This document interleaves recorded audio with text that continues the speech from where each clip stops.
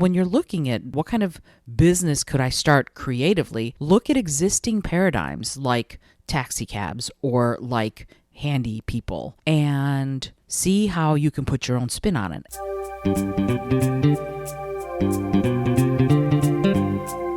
Hello and welcome to the Innovative Mindset Podcast. I'm your host, Isolde Trachtenberg.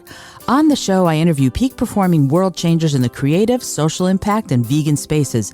If you like what you hear on this episode, you're going to want to check out the bonus mini episode that you can access if you DM me at Isolde T on Instagram and you let me know you want it. You'll get access to bonus episodes, new art, my latest writing, and other fun benefits. And now, let's get to the show.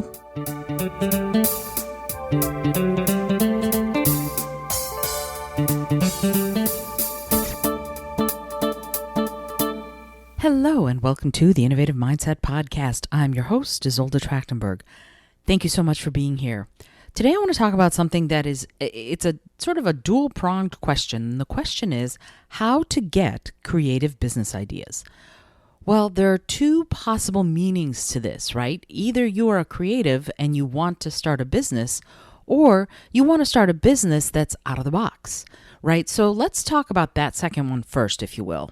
When Travis, what's his name, and I don't remember his name at the moment, started Uber, when I heard about it, that people could just use their private cars, sign up, and take you places, I thought, holy moly. And the reason I thought that was because I had been under the taxi cabs are all there is paradigm.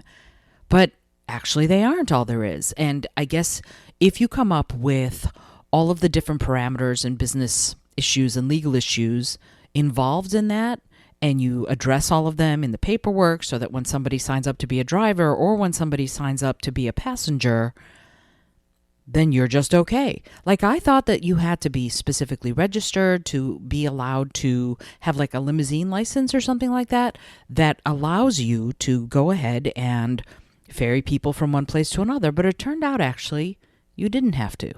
And I didn't know that. So when you're looking at this whole thing and you're going, oh, what creative business can I start?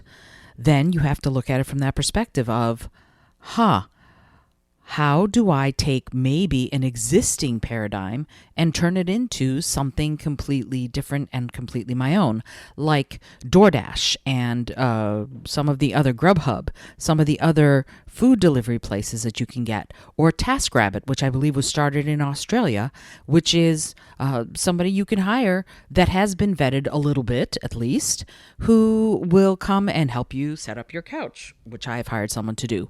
And then there are people who freelance. I have a good friend who is a freelance handy person, and he does that kind of work, and he does an amazing job at it. So when you're looking at, what kind of business could I start creatively, look at existing paradigms like taxi cabs or like handy people and see how you can put your own spin on it. And what do you need to do to put your own spin on it? Well, what is your unique creative gift, right? If you are an artist, for example, and you know that people are using Canva to create TikTok videos, which I didn't know until today. I created my first TikTok video today using Canva. Well, what if you wanted to hire yourself out as a freelance designer for people who want to do TikTok videos? And here's the thing. People are supposed to, according to those in the know, have 4 TikTok videos a day. Now, I don't know about you, but I find that challenging, right? So what if you as an artist went, oh, I can make myself a freelancer creating these 4 TikTok videos a day for my clients, right? You could be a client, you could have a client who would hire you to create these 20, or maybe it's even 28 videos a week if you also create on Saturday and Sunday that all pertain to their business, right? So you would get their parameters. You would ask them to put themselves on video somehow, saying some of the things that they need to say for their business. But also, let's say their business is a yoga studio. Well, they wouldn't just necessarily have to go and talk about yoga all 28 videos a week. Maybe you could do a peace of mind video or an invite people to meditate video, or this is how you do this particular mudra video. And a mudra is this sort of hand position that you can use to move energy in your body a slightly different way. Most people are familiar with Anjali Mudra, which is the prayer position. You put your hands together in front of your heart, and it's about peace. There's other mudras which are all about energy. And so if somebody has a yoga studio and what they want to do is have these TikTok videos done, but they don't have time to do it, and if you're a creative person and you can do the Canva audio production and video production, which shouldn't be hard because Canva provides so much of it for you, well, then you go through and you get clients to actually make their TikTok video so that they can do their 28 videos a week, but it won't be them doing it, and they save time, and you can have, I would imagine, a really good business doing something like that. So it is a business that uses your unique ingenuity, your unique creative gift. And it's a business that helps a lot of business owners that simply don't have time to make all their TikTok videos themselves. And so, you might not do all 28 because maybe one video a day would be them being personal, right? So something personal in their life that they do. So for example, I put together a TikTok video on Friday when my husband and I went to the Museum of Modern Art here in New York City. And they do this wonderful thing. Every first Friday, New York City residents can come. You can buy tickets, but the tickets are free. So you can get tickets to go into the museum for free. We spent almost 4 hours just on one floor of one wing. And we're going to go back every Friday until we go through the whole museum to do that every first Friday. So it's going to take us months, and I'm very delighted about it. But there was this one painting of a woman in this almost ballet pose, and I was looking at the painting, and I was enjoying the painting, and these people came by, and one of them was a dancer, and a friend of his said to him, and I'm a shameless eavesdropper, which is how I know this, and one of the friends said to him, "Hey, can you do that?" And the guy went, "I think I can." And so he sort of stood in front of it for a second. He prepared, and then he struck the pose. And I, being me, went, "Oh, I so need this." So I snapped some photos of him. I didn't record video, but I snapped photos of him in every stage. And then I created the TikTok video all about that. And just like, hey, sometimes you just have to dance, right?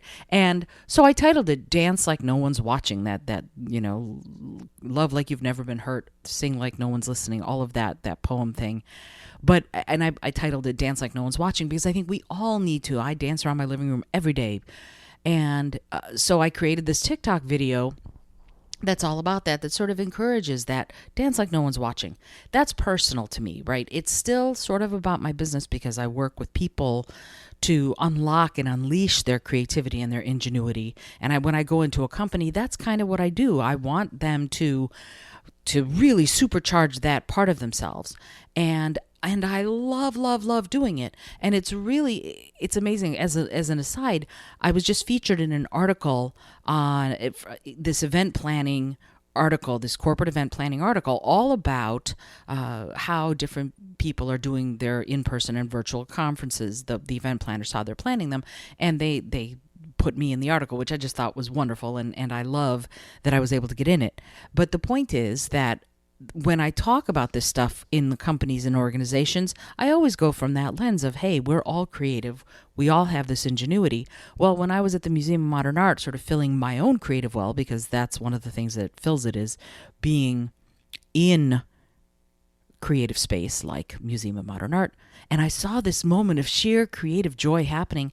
I had to chronicle it. And then I was able to put that in my TikTok video. Now, if I were someone who had a business doing that and creating TikTok videos for other people, that would be a way to do it. I could snap different images of New York City, which of course is, the city itself is incredibly photogenic. But do you see what I mean? I could create that because that's my own unique creative gift. Somebody else might have a unique creative gift with writing jingles. Well, hire yourself out writing jingles, or if you're a voiceover artist, you can do that. Or if what you could do is juggle, well, hire yourself out to, what are the different ways that you can create a creative business? Find your creative gift and see who needs that, right? That's the thing that we are sometimes missing when you're trying to come up with your business idea. You can do that paradigm that I mentioned earlier. Hey, You can find something that's already working, but come up with your own unique creative spin to make it work even better, like Uber, like Lyft, like some of the other taxi sort of services or the food delivery services. You can find your own creative spin on something that already exists, sort of stand on the shoulders of giants. But if you're a creative and what you want to do is start your business as a creative, then you have to sort of think about, hey, what are the things that I'm good at? And what of those things does the world need? And then more importantly, what of those things will they pay me for, right? Because you can make a business, and if nobody pays you for it, then it's not really a business, it's a hobby. So what you want to do is you want to figure out, where does that intersect? And that, I've talked about this before in episodes. That's the concept of ikigai. It's a Japanese concept of finding your purpose. And that is when you find what you love, you cross-reference it with what you're good at. You cross-reference those two things with what the world needs. What problem does it solve? And more importantly, what the world will pay you for, right? And the intersection of all four of those things is your purpose. So make that list for yourself. What do I love to do? What am I good at? What does the world need? And what will they pay me for? Out of all those things, where that crisscrosses, where it all intersects, is your purpose. It's where to find that creative business. So let's say your creative talent, and I don't know. I don't know. Maybe it is. Maybe it's singing. There we go. Let's say you want to start a singing creative business. Now, you can do what I do. You can work with booking agents, and my book called Get Booked is coming out soon, and it's going to be all about how to work with booking agents to get yourself booked as a performer. So let's say you are, and I'll let you know, believe me, I will scream it from the rooftops when that book is about to come out. It's going to come out sometime this summer. Anyway, so when you're doing that, when you're working as a creative, you can do it that way. You can polish up your skills, bring out your demo, contact booking agents, and go. And that'll make you a freelance performer, and you can get work doing that. You can do like I did and form a holiday caroling group, the Philosopher's Tones gig all over the Eastern Seaboard, and we're seasonal, right? We almost never do holiday caroling gigs in May, but sometimes. And like Christmas in April or Christmas in July, we get booked for those.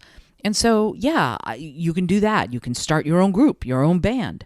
You can decide that you want to do jingles, and you can create a demo of your jingles and send it out to video production companies and advertising agencies and say, hey, I'm a freelance jingle either writer or jingle singer, jingle vocalist. I love to get booked. You can do the Upwork and Fiverr route too and become a freelancer that way. There are lots of different ways that you can take your creativity and then move it out into sort of entrepreneurship so that you are a creative entrepreneur.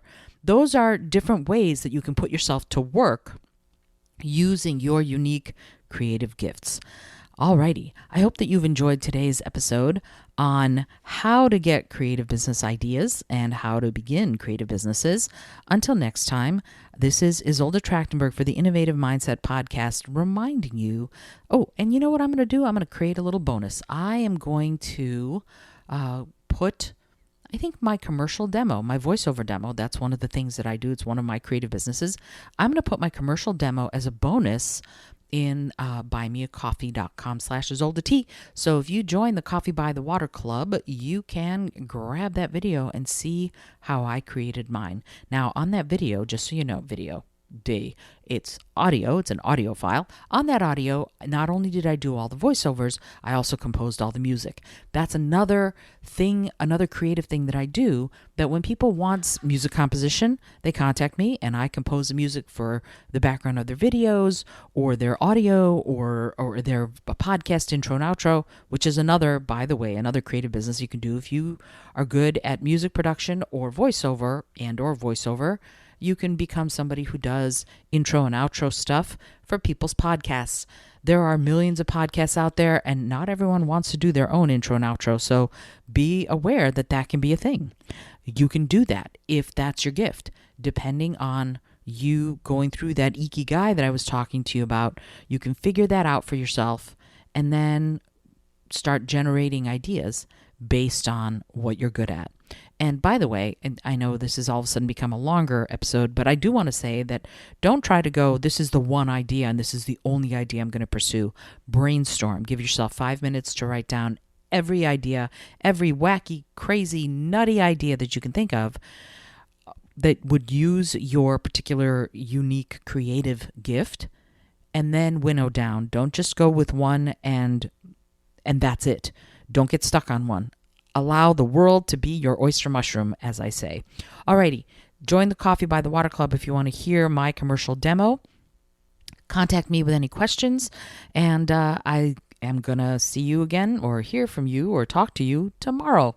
All right, take it easy, and remember, be bold, be creative, and most of all, be kind.